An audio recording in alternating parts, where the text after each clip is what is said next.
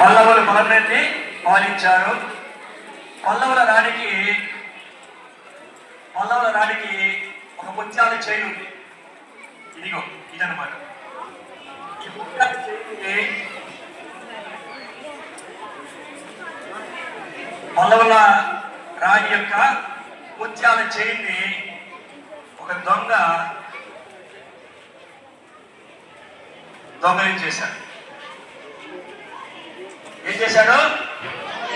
ముత్యాల చైన్ని, పల్లవుల రాణి ముత్యాల చైన్ని ఒక దొంగలించి ఈ బ్యాగ్లో వేస్తుంది. ఈ బ్యాగ్లో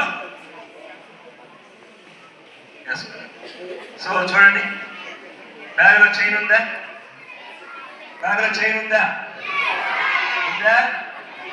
యా. సో దొంగ ఏం చేశాడంటే ఆ బ్యాగ్లో చైన్ వేశాడు. బ్యాగ్లో చైన్ ఉందా? ఉంది కదా.